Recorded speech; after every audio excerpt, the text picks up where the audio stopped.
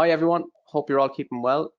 Thanks for joining us for another of FlowForma's exclusive virtual workshops today, where you will once again see a significant business process digitalized in under 1 hour.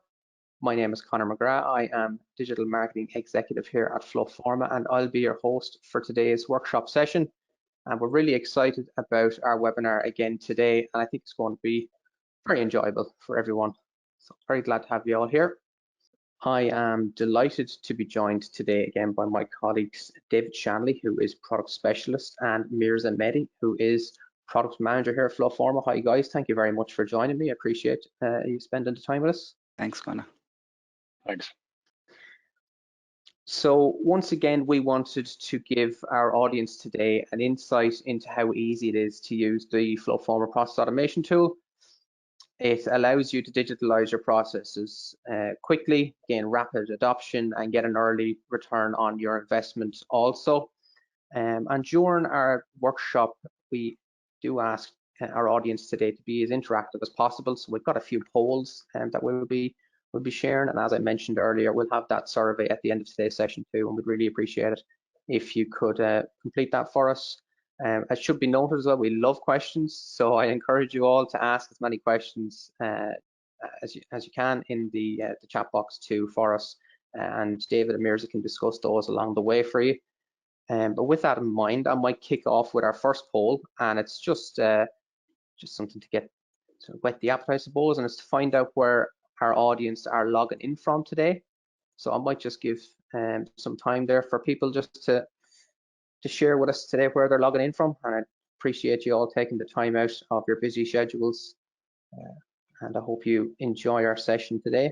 And already I do see quite a lot of interaction with that first poll.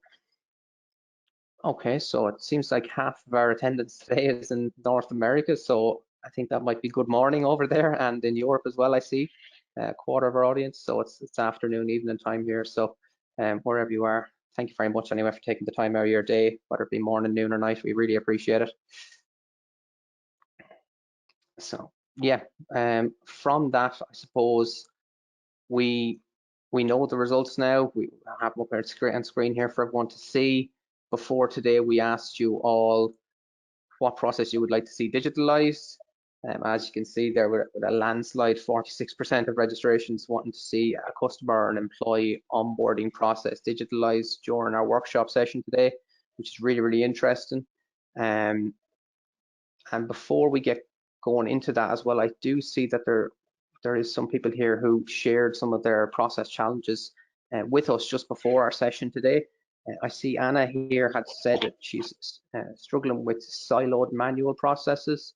Peter mentioned risk mitigation and effort reduction as a challenge.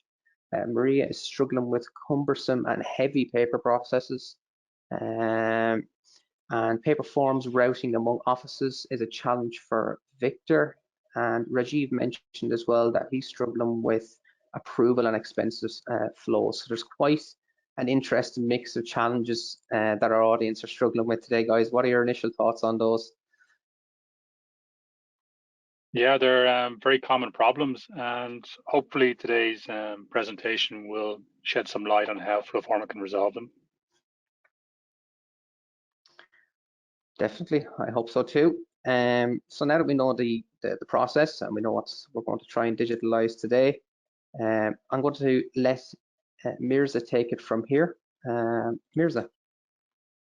Thank you so much, Conor. And thank you so much, everybody, for sparing that 1 hour. I know it's really precious because you have a lot of work to get to, but you've given that hour trusting in FlowForma that this session will be of great value for you. All right, so let me just introduce my company in a quick while. So we are a 3-in-1 digital process automation tool, which will help you build workflows, integrate forms of what you've built in these workflows, and kind of also generate documents. So we are a 3-in-1 digital process automation tool. And what drives our motivation is our core values, where we want to innovate, we want to evolve. See, digital transformation can never happen without innovation. So that's why our core values are so important for us. And we also want to achieve, great results with the help of, say, our staff, our customers, and also our partners. And we are an award-winning automation tool. Our awards and our numbers speak for themselves. For example, we have over 250,000 people, using FlowForma across 20 countries globally, and we have about 1.5 million external users using FlowForma again. So we are also, our USP is that we are 100% no code process automation tool, which is very unique and which is what something we are proud of. So that's like a great achievement for us so far. So if we can move to the next slide, please. Yeah, I wanted to introduce everybody to our mission. So like we know that we have so many competitors out there who are, giving everybody a low code approach, erstwhile a no code approach. So this is something which is really difficult for business users because they are working with regards to, their domain, and it'll be very difficult for them to kind of get to learn and train themselves on any tool. But with us, we want to make sure that you can digitize at speed and at ease without going through the learning curve with regards to IT, finding those difficult IT resources. So we are laser focused on our mission that we want to help you automate without, the worry of writing code or finding somebody, in the IT. So with that, we can move to the next slide, please. Yes, these are our core objectives, and this is something which we've put a great thought while we were building our product. We were actually thinking on the lines of why are we creating this product in the first place? Secondly, what are our core things that we actually believe and we want to deliver? And we want to make sure that, during building all of these things, our core objectives, is the main focus. So like we know, business users, we know that we have so many customers who are from various departments, and when we take you through what we have to offer, we offer a wide variety of digital transformation, processes. And that is where we know that our users are somebody who are maybe not having a lot of IT knowledge or resources. All right, so in all-in-one, what we want to kind of deliver is, we know digital transformation is like at least a couple of things put together, where we want to kind of build flows. With those flows, we come with a set of, forms which will have a lot of things to do and answer.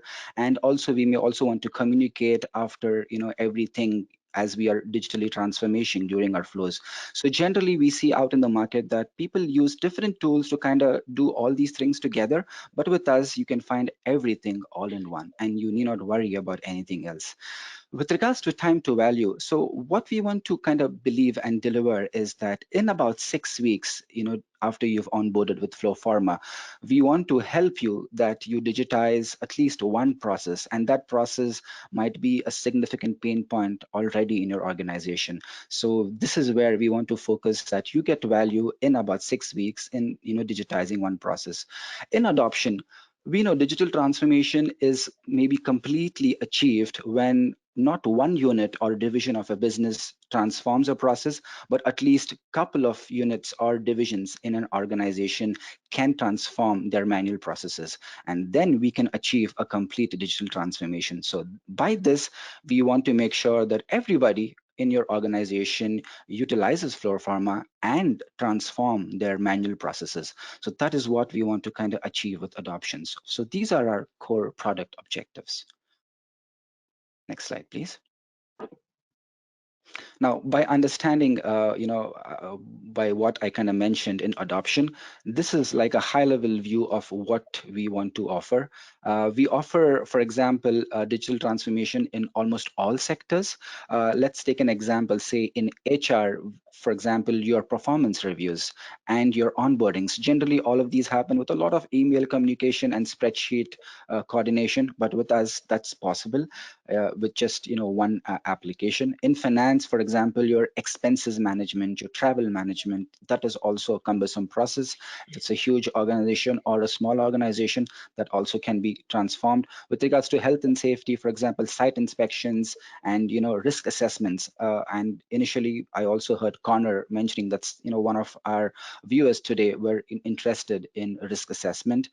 Going to compliance, we have a lot of compliance nowadays to follow from whatever region you are from. So be it GDPR or be it any other carbon emission reporting things. So we cater to that as well.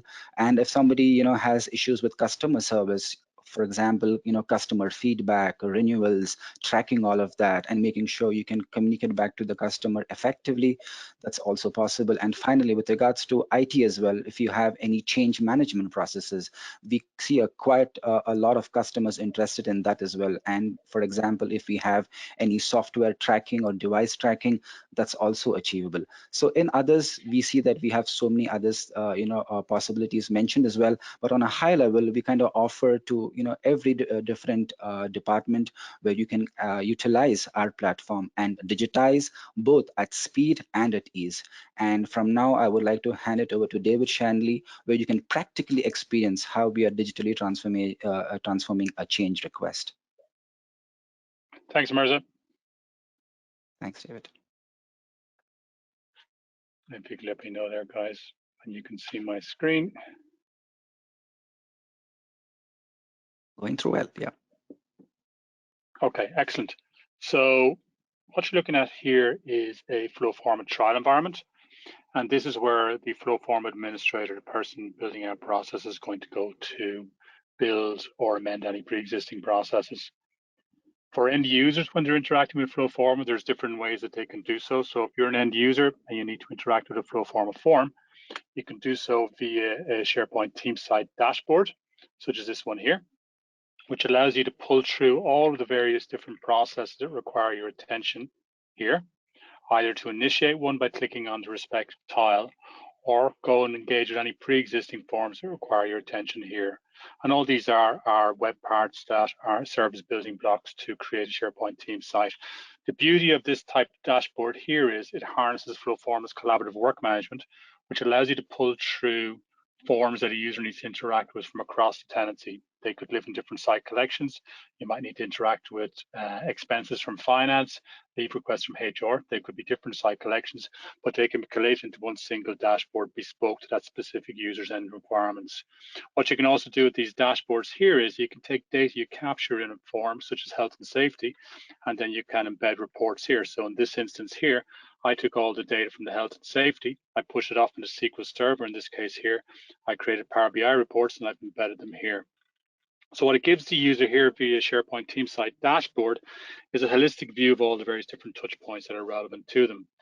Now, if a user is engaging with a high volume of forms on a day-to-day basis, this type of dashboard works very well. It obviously works very well for C-suite as well.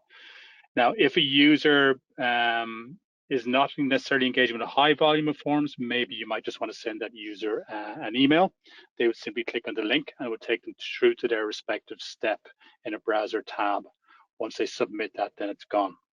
So that's a browser interaction. We also have a FlowForma Teams app that's embedded in your Teams interface that allows you to interact with FlowForma that way. And we also have a mobile app as well. And I'm going to go through this hopefully towards the tail end of the demonstration once we have time.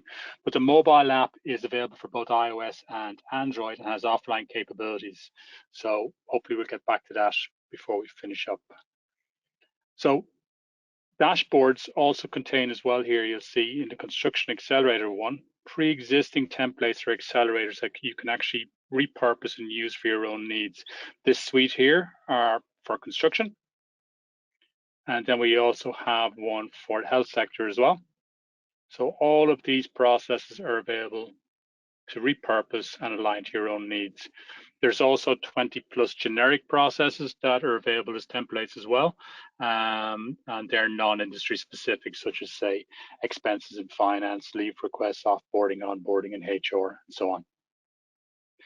Now, the winning process was the onboarding one. So what I'm going to do to kick off here is show you what the form we're going to build out looks like. So I'm going to initiate it here by clicking on the tile. and we're going to step through the form. What I'm going to do as well is I'm going to talk a little bit about what's happening under the hood whilst we're interacting with the form as an end user, just so you can visualize what we're going to be doing when we get into the build. The header portion here is customizable. You can see the name up here. I could also drop a logo in the top right here. Any dominant colors you need to carry through from marketing, for example, you can do as well. So I could change the step box colors here to align with marketing requirements, as I can with the primary button controls here.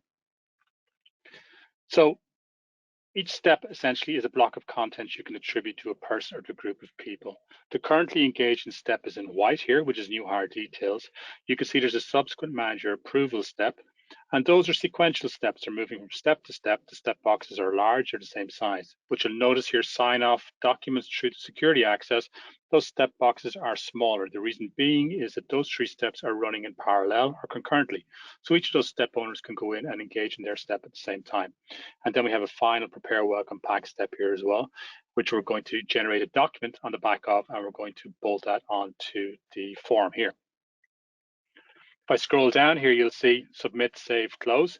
So there's different trigger points at which you basically apply rules. One is at step level. So at step level, when I click submit, I'm committing to submitting the form. It's going off my desk onto somebody else's.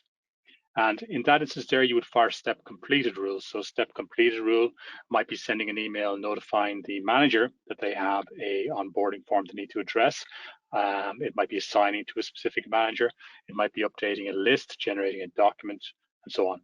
Step saving rules, again, they fire on save.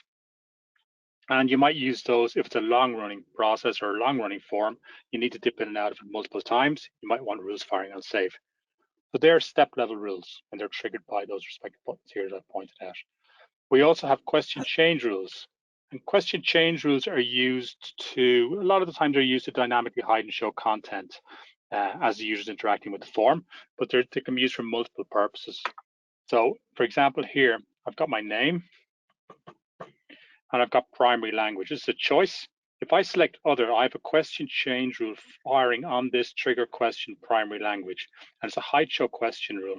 And the condition is if primary language equals other, show other. If I change that, it's gone. And that's called a question change rule. And question change rules fire on the trigger question where the question control, this here, is updated. I've also got validation rules here as well. So if I put in an email, and my email and confirm email don't match, I'm not going to be able to submit my step. I've got cascading lists here. So I'm using native SharePoint lists in the background here, such as this one here, department role. So if I choose a department, I only want to see roles associated with that specific department. So if I choose, for example, IT, I don't want to see roles associated with HR. I want to see IT only. The moment I select IT, I've got a get list data rule firing here. Again, another question change rule. And that's going into a native SharePoint list. It's looking to see who the manager is for that specific department. And it's pulling it through here into this control here. And what I can do on submit is I could use a step assign to rule then to assign the next step to that respective individual. When I click submit, form moves on, or in this case it doesn't because we have a validation rule here. I need to make sure these match. There's a lot of checks and balances you can apply when you're designing out your process build to ensure the user's interacting with it as best they can. I'm on the second step here now. If I click on the previous step, I can review the content that's been submitted by the initiator. I could also take all that content, should I wish, and copy it through to the next step and maybe make it read-only. In any case, if I don't approve, I have a question change rule firing here. Hide show question rule. If approval equals no, show comments. And when I put in my comments here and click submit, it's not going to move into the parallel set of steps. We have a passback rule firing here on submit, which is going to send it back to the previous step, show comments on the previous step that are currently hidden, and embed those comments there. As you'll see, there's the comments. I can go in and make the change and resubmit. Manager reviews it. This time they're happy. I say yes and click submit, and it moves into the parallel set of steps here. So within the parallel set of steps, we've got file upload questions here, date and time questions, and we're also using SharePoint lists here in a repeating table. So I've got my new username, activation date, and then we want to decide what equipment this individual needs to be onboarded. Again, each of these columns here is a SharePoint list lookup. In the first one, I am looking up a single column list, and I'm selecting computer accessories. And now I'm looking into a second list, and it's only going to show me items associated with that first initial column choice. So if I go in for another item here, say computer technology, again, I need to see items associated with that choice. And then you have all your additional columns here. And that's a dynamic table, so I can go in and add and remove rows as I see fit. If I go into the security access step, however, we're using a fixed table structure here, which is ideal for a lot of on-site processes where you're using check sheets and so on as well, where the user has to interact with each table line item. In this case here, when this step loads up, I'm using a get list data rule, and I'm mapping into the area column here, read only, all of the single column list items. So I have to interact with each of these. Once I've submitted all of the parallel steps here, it's going to move through to the final step. And on the final step, I'm going to prepare a welcome pack. So when I click submit, a generate document rule is going to fire. And that document is going to use my Word template, because we have a FlowForma Word plugin that allows us then to pull attributes or tokens from our physical process build, and they'll be populated with the appropriate content where we map them in the document. So when I click submit, that document is going to get generated. All the tokens that we've mapped have now been populated with the appropriate values for that specific instance here, and you can see all the information here. And again, the document template you use is entirely up to yourself. You can use a pre-existing template. All you're going to do is position where you want all the various different attributes to render in the generated document. The Word document you generate is a Word document initially. You can convert that to a PDF. You can route it through to a defined folder structure. You could create a folder structure during the actual process interaction here, maybe a concatenated value. You could bolt it onto an email, send it out to an external party, and so on. There's lots you can do here. Again, the thing to point out is we sit on SharePoint, so we're tightly integrated with SharePoint, so native integration with lists, document management, and so on. So I'm going to do now is I'm going to go ahead, Merzia. Yeah, I mean, I see that's so interesting, David. So, I mean, the way you helped us understand right from the beginning how we are collaborating, communicating, authorizing, and things like that. And at the end, you also showed us a document, and you spoke to us about some integration. So, just curious, just if you could just maybe tell the viewers, how does FlowForma handle integrations, maybe? Okay, so we've got native integration with SharePoint lists and documents, and that's out of the box. That's there. We sit on SharePoint. We also have within Microsoft's ecosystem, we've got a connector in Power Automate and Logic Apps. So if the system you're integrating into has a connector there, then it's very easy to integrate into it. If that's not the case, once the system we're integrating into has got REST APIs available, we can use our API connections to integrate in. We also have out-of-the-box integration into SQL, and we also have third-party integration to Procore and Spectrum. So lots of different options there. And then as well, for maybe there's a scenario where it's a legacy system, and there's no integration available. Maybe it's a CSV flat file extraction from the legacy system, which we in turn can upload into, say, a table structure in FlowForma, and then carry that data through to where it needs to go. Lovely, amazing. And with this, I believe third-party organizations can also be included in flows, right? Absolutely, yeah. So we have what's called Engage, which allows you to bring third parties either anonymously or securely into a step in a process. That can be any step. They can be initiating it, or they can be engaging in multiple steps across the actual process. And that can be done, most of the time it's done using anonymous access, which means there's no FlowForma end user overhead. The external party just receives a link to a public facing form, doesn't touch your tenancy. That information then is fed through into the internal process. Thank you, David. That's amazing information. No problem. So what I'm doing here is I'm starting off my build here, and I'm starting by adding my steps here. So a lot of our users, when they're starting out first, might just toggle on form preview, and form preview is going to show you what you're building as you're building it. So what I'm doing here is I'm just adding my steps. So I'm going to add them. I'm just going to assign each step to myself for the time being. And we're going to have sign off of documents.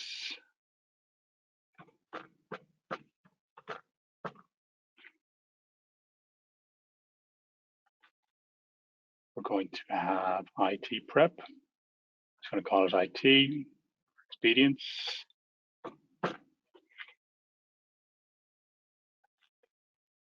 What I will say is I'm building here,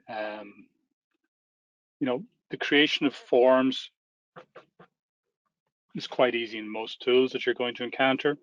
The challenge is around applying logic, business logic and workflow logic to the process build. The beauty of FlowForma, as you'll see, is that it's a single build interface. So when we start to apply our rules, you're going to see contextually why your rules sit where they sit. I'm just going to add my first question here to my first step. And you'll see all the question types here. They align with native SharePoint data types. We have our own custom question types in place here. A lot of depth. What I'm going to use here is a person or group question type. I'm going to set it to the current user. And just see as I'm building here, it's rendering for me here in the right. I'm just going to toggle this up just for real estate purposes here.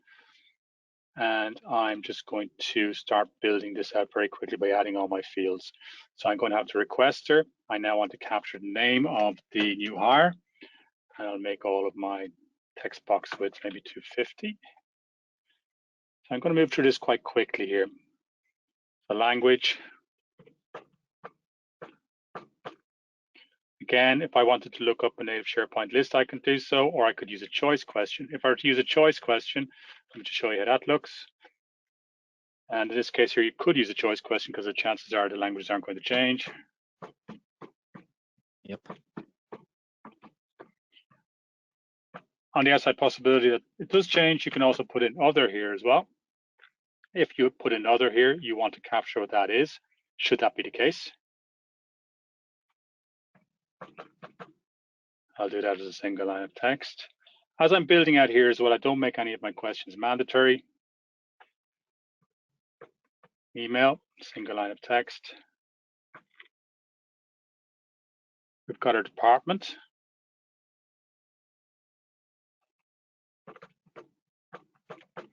And we'll just do a choice for that. Let's go with just 2, HR and IT. And we've got our role. Now, department role lives in a native SharePoint list like this here. These lists are very easy to manage and maintain, and they're very effective in controlling how the user is interacting with the form.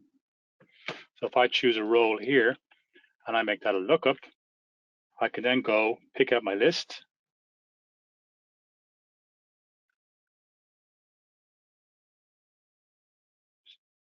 I'm going to scroll down to my list, which is sitting here, and we've got our department role.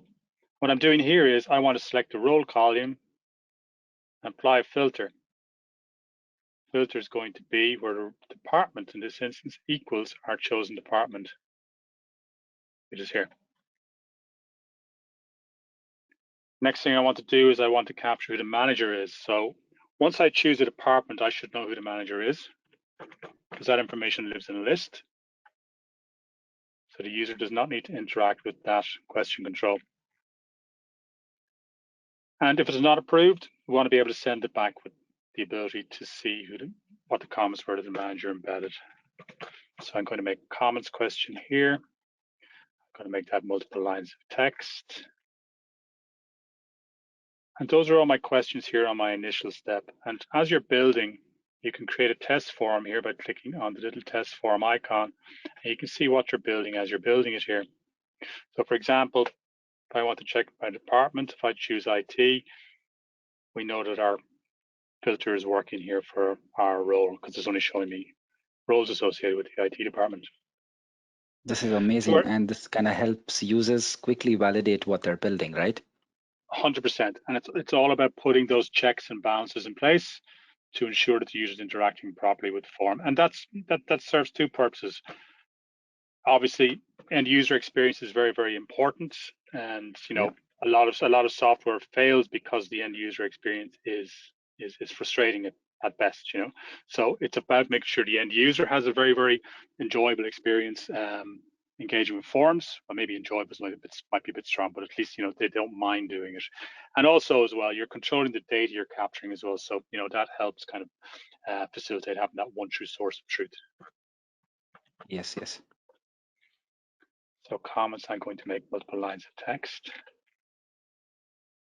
So what I'm going to do here is, rather than build everything out, all the fields first, I'm going to actually build out some of the logic here for the first two steps, and then continue to build on from there. So if I select the requester here, that's read only because we set it to the current user. The name, that's single line of text, that's fine. The language, you've got a choice. Now, if other is chosen, I want to then show other. So I'm going to hide other by default, and I'm going to apply my first rule here, and it's called a question change rule. And question change rules fire on the trigger question where the question control is updated. The question control update being the user selected from a drop-down, keying in a value, whatever that is, once it's interacted with. So I know if other is chosen, I want to show other. So I go to my trigger question, add rules.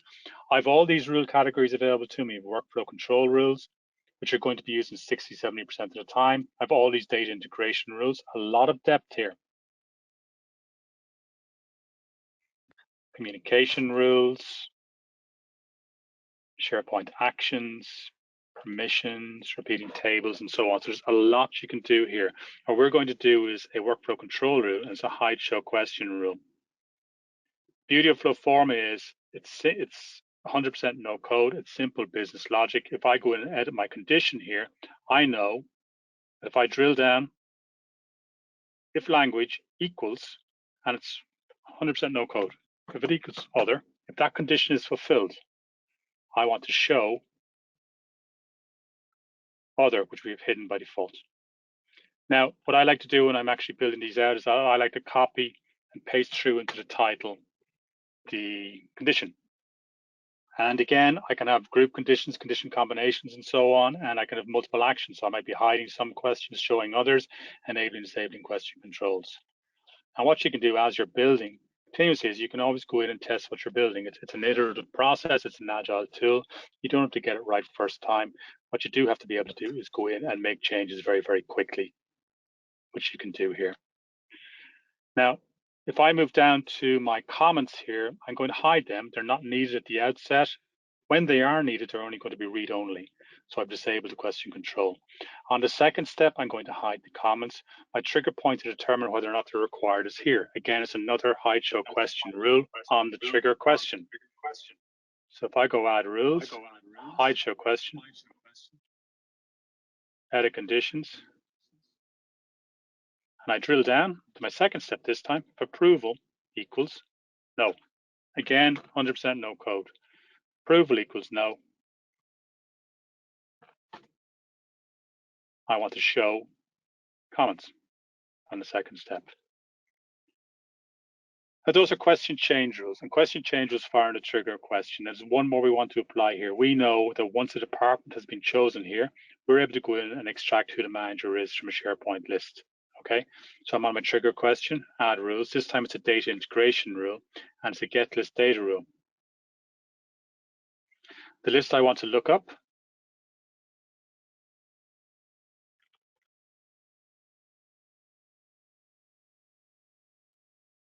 is my department work location manager. And I do want to apply a filter to this. Filter is going to be where department equals the chosen department in my first step here. Once that's applied, I know straight off the bat who my manager is, because I can extract that information from that column and map it straight through into my manager question here on the initial step. That's brilliant, yeah. And because we're mapping that through, there's no need for the user to edit that, so we're going to actually make that read only. So if I were to create a test form from here just to test that out, and then what you could have on step completed is a step completed rule that's going to go in and see there's Paul, and that's me. So what we're going to do now is a couple of step level rules, or rather 3. And again, step level rules fire at step level is distinct from question level. So this is the question level rule here, approval. And again, it's all about context. So I can see very quickly where my rules sit and why they sit where they sit. So I can see here there's a rule here, there's no rule here, defaults to question summary. So it's very easy, because you have that single build interface, it's very easy to go in and see where your rules are and why they are where they are, which is important when you're going back into a process build maybe 6 months down the track and you're making changes to it, or indeed someone else has to go in and make changes to it. So at step level here, I'm on the step this time. I'm going to use a passback rule. And that passback rule is going to allow me to send it back to the first step, subject to a condition, if approval equals no. Again, 100% no code, approval equals no. We're going to send it back to the first step. And you'll see here there's only one step we can send it back to. And again, the event is completing, which is step submit. You've also got step starting and step saving. I also want to use a hide show question rule here.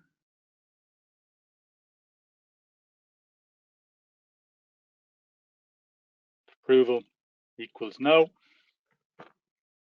Again, if that condition is fulfilled, I want to show comments that are hidden on the initial step. And the last thing I want to do, set question value rule.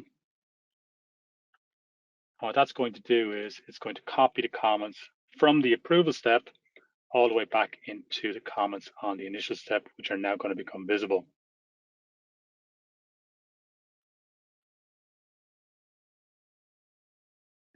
And just to show you what all that looks like, I'm going to create a form from scratch here.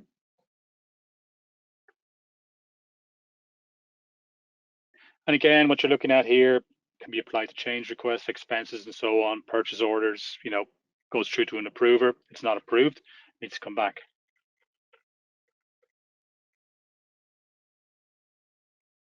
So again, we're on our initial step here. We know all this works. When I click submit, it gets fed through to the manager. I just need to change that question control there.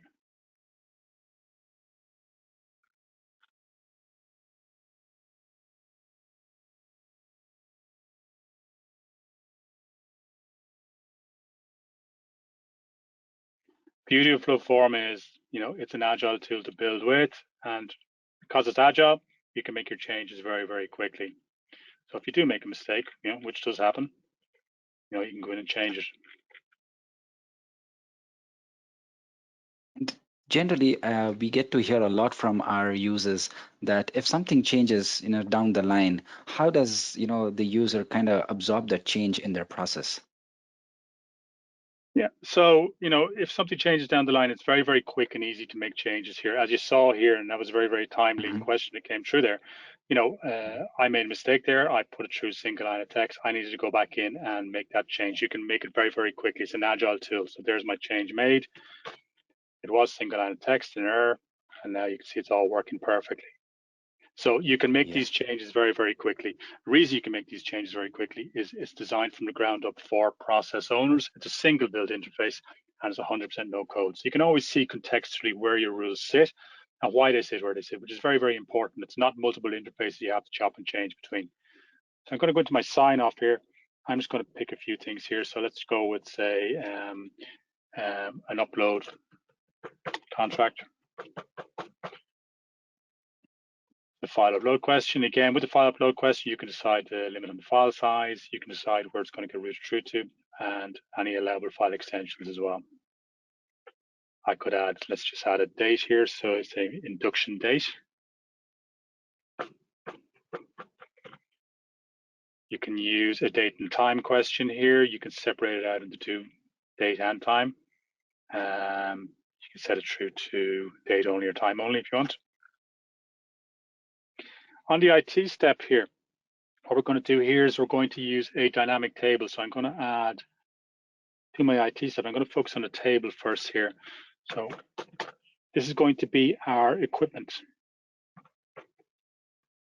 Now what I have sitting in the background here is two lists, and we're going to use cascading list lookups in our table columns here. So the first thing we do is we create our repeating table, and then we have our sub questions here.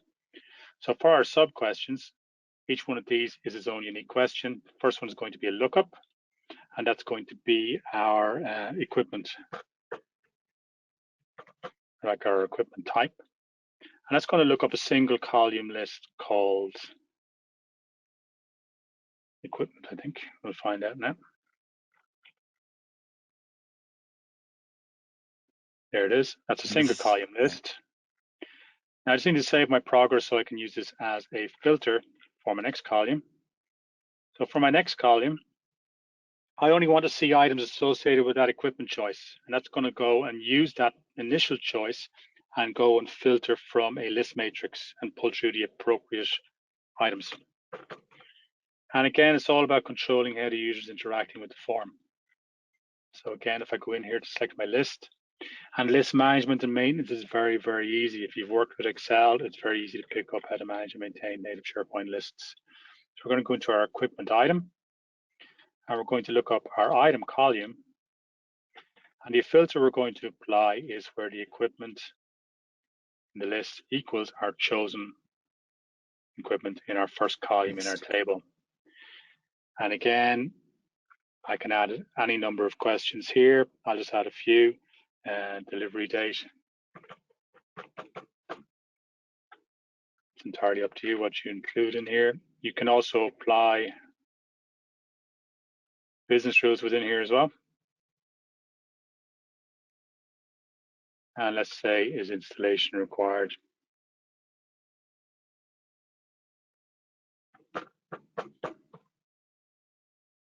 And I'll just make that a yes now. Just to show you very quickly what that looks like, I'm going to go in just at IT level here and just create a test form. And like tables with a lot of tools are actually quite challenging to work with. You can see here how easy that is to build out. And again, we could extend the width of that drop down as well, so you can actually see what your choice is. So I'm going to do that really quickly here first. Then I'm going to move through to a fixed table. So it's all about the speed at which you can build. You don't have to get it 100% right, because you know what, you can get your feedback in and you can go and make whatever changes you need to make. And you can do it very, very quickly.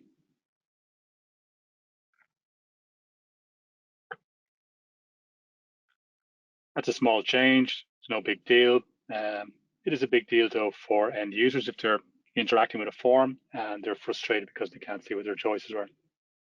So there's your fix. That quick. So that's a dynamic table. What we're going to do next is we're going to look at a fixed table in the security one. And the fixed table is basically going to have a checklist type format whereby the access areas need to be determined and checked against. So I'm going to make this a repeating table again. And you can get into the rhythm of building very, very quickly. This time though, we're going to use a fixed row table, hide remove row button. And our first sub question is going to be single line of text because we're going to pull the information through from a single column list. And I'll just make this wider here. And we'll have a checkbox maybe as our next volume here. It's so nice to see as you're progressing from one step to the other, you kind of get into the rhythm of building it. So you can kind of get to speed. Yes, you do. You can get up to speed very, very quickly with it. Wow, that's amazing. Yeah. So what we need to do now is we need to use a get list data rule, a step start a get list data rule to pull the information through into our first column here. So at step level, I'm going to go add rules, data integration. We've already used the get list data rule. So again, you're using the same types of rules over and over again. The event is starting this time. The list I want to extract my information from, again, lives here. And it's called area. And we're just going to pull it through. Don't need to apply a filter. Just going to pull it through into our table. The table we're going to map into is this one here. We're going to overwrite, and our mapping is just area to area. It's as simple as that. And that's our get list data rule in place. So just to play back what we've built so far here, and incidentally, what I'm going to do here is I'm going to make that read only. And what you can also do here as well, again, because end user experience is very important, you might decide to add some separators, which are graphical representations that appear in the form. So to denote a section, for example, I might have one for equipment, which I'm going to make a separator. Mm-hmm. And I'm going to paste that through here, and then I can decide how that looks. So maybe I'll go with a lighter color here, like gray maybe. Keep the text black. You can do the same thing, obviously, for the security repeating table as well. So just drag and reposition this here just above the table. Let's just play back what we've got so far, and then I'm going to step into the final part of the build.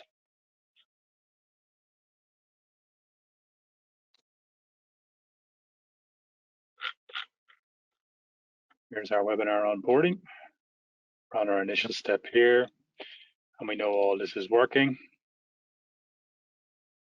Click submit. We know it's going to pass back for us, so we'll just go and take a happy path through. Got our sign off, our file upload. I can upload any documents here. I can upload multiple documents. I might even put that file upload into a table structure as well if I wanted to. I've got my induction date.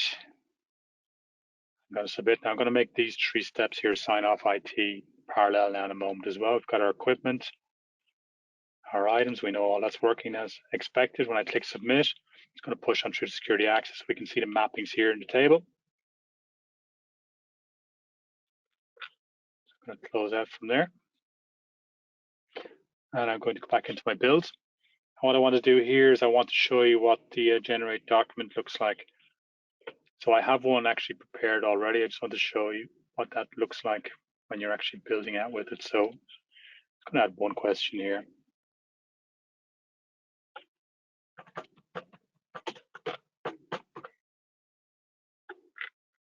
Welcome back, yes, no. What you do then maybe is in step completed, add rules, communications. In this instance here, generate documents. So you're going to generate a document and you're going to embed that to the step and convert it to a PDF. Now, what that looks like for speed is if I go in here, I have one from my the build I played back initially. So you have your document template here. Now, what you're doing is you have a FlowForma Word plugin installed here, which is represented by as a tab up here in the top right. And once you have a document template ready to use, you'll upload that into a document templates library associated with a process build, and then it's available for you to use. When you're using it, all you're doing is you're using your pre-existing template, and then you're deciding what you want to pull through as attributes that are going to get populated when a document is generated. So I might go in here and I might decide to take name title, which is just the name question title, the answer, and so on, and go through it like this. So I can decide what I include and where I include it. You can also put tables in here, and those tables can retain the actual structure of the tables in the form, or you might decide to make each row a customizable section, which you might do if there's a large number of columns. You don't have the real estate to squeeze it all in, so you could actually do it as sections. So you'd have a section for each specific line item in a table, and you can customize exactly how that looks. You can also apply logic here as well. So for example, if I select this section here and I go into my rules tab here, I can add a rule here and I can apply a condition. So maybe you only want to display that content if a specific condition is true. And that might be if the step title, for example, equals to this, only display this content. What that means essentially is that the document you do generate will expand or contract depending on the instance in which it's created.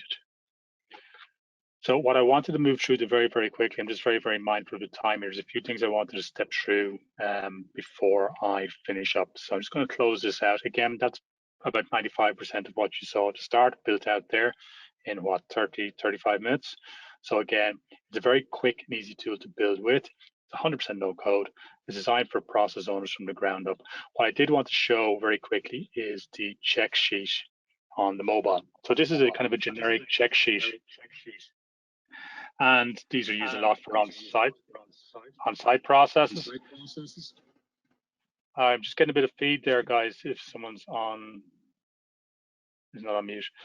So let me just play this through very quickly, or track through. So this is available for both iOS and Android and has offline capabilities.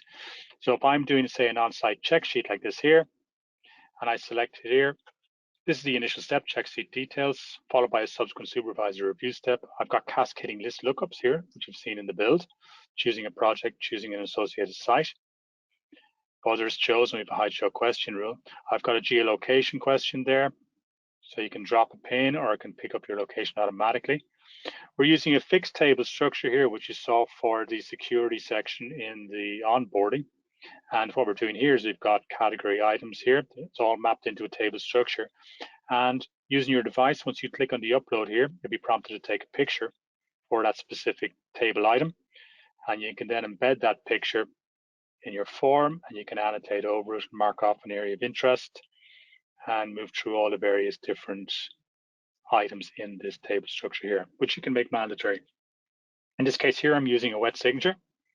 So that wet signature could be used as well in documents. You could embed that in a document, and it'll be represented as that signature here visually.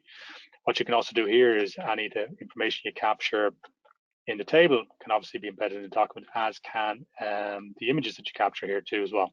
They can all be embedded in the document together with the annotations. If I click submit here, it's moving through to the next step. Supervisor picks it up, and they can actually click on the previous step and see what's been submitted, or again, it can all be copied through. And if they don't approve, it can be sent back to the initial step. Now there's a high show question rule firing. This would have been built out in about an hour and a half, but it's very representative of a lot of what are typically kind of legacy paper-based processes on site. It's indicative of how quickly you can actually build out something, and once you build out one or two of these, you can spit them out. What I wanted to show as well very, very quickly is it's not just about speed and ease which you can build. There's an emphasis as well on how all the forms are managing relative to defined SLAs. You can set SLAs at step level within a process, and then you can go in as an administrator on an ad hoc basis, and you can go in and you can go into a process and you can see where all of the forms are and how they're performing relative to defined SLAs. So I can see here, these ones are delayed. I can see who's delaying them on what step, and I can go in and I could go in and automatically reassign this to somebody else, either myself or another individual. What that allows you to do is it allows you to free up bottlenecks on an ad hoc basis, but you can also build into the design of the process the ability to automatically reassign to a next available individual should a set amount of time have elapsed. And that's built into the design of the process. You don't have to touch it after that. So you've got the ad hoc way of managing SLAs here, then you've got the design way where it's built into the actual physical design of the process. What you also have in place here as well is we have what's called a governance hub.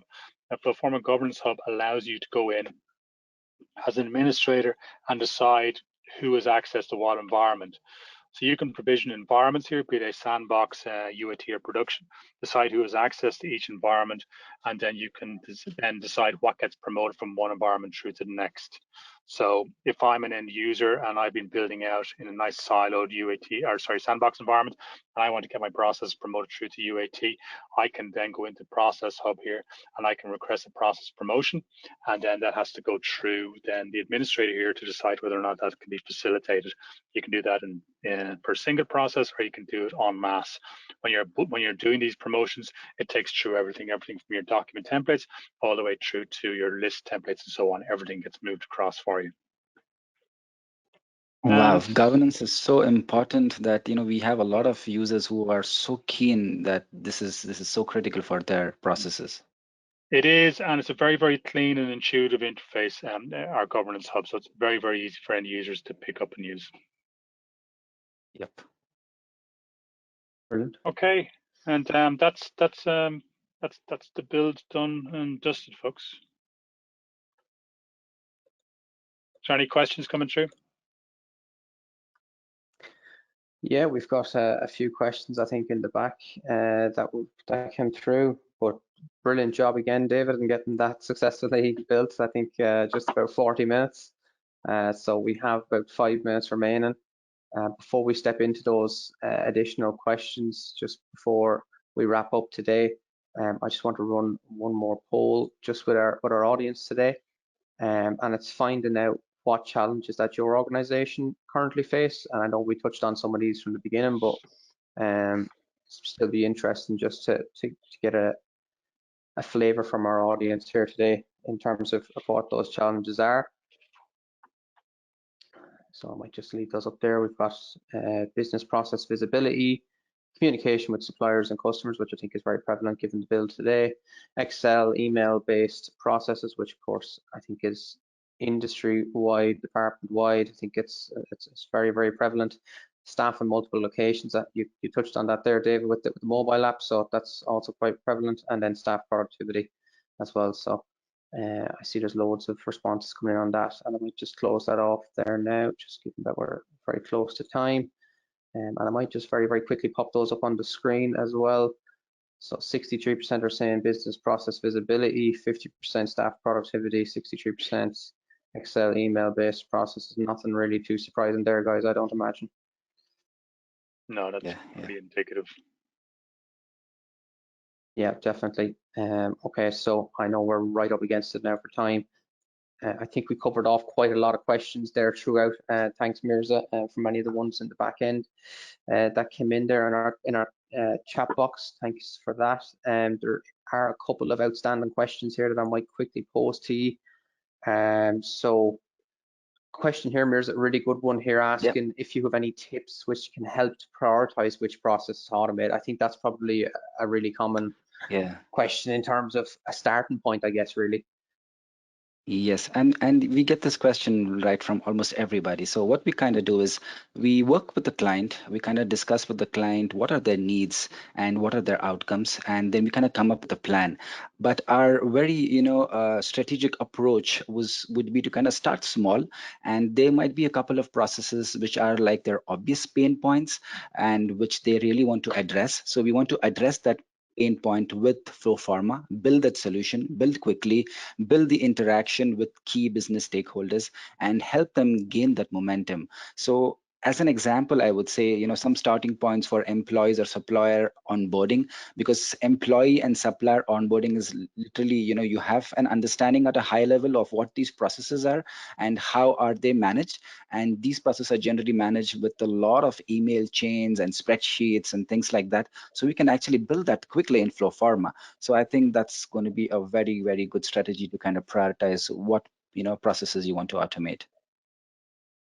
Brilliant. Yeah, absolutely, Mirza. I couldn't agree more. Thanks for that. And there's one more question, I think, here, Dave, that we just didn't get a chance really to cover across, and it's just asking about processes. Our processes often need changes. Could I make these changes in-house with FlowForma? I think you may have touched on that at the beginning of the build, but might be just this person might just missed the very start of that. Yeah, it's a single build interface, 100% no code tool. It's designed for the ground up for process owners to build with. So the answer to that in short is yes. Yeah. Brilliant. Yeah, thanks very much. Okay, we're right up against time, lads, but thanks very much, David and Mirza. Really appreciate you taking the time today to help us on today's workshop. And indeed, thanks to everyone as well who joined us today. Very quickly before we wrap up, a quick reminder that you can book a one-to-one call with any of our process experts or sign up for a free personalized 14-day trial at flowforma.com. And finally, as I mentioned earlier today, after our webinar ends, you'll be invited to fill out a very small short survey. It might take 10 to 20 seconds just to complete that, and we'd really appreciate your feedback. Once again, thanks very much to the guys for helping build out that process today and our successful build. And once again, thanks a million for spending the hour with us today, wherever it is that you are joining in from. Really appreciate it. So that's all for today, guys. Thanks very much. Really appreciate it. And we'll see you very soon. Thank you very much. Thank you very much. Thank you.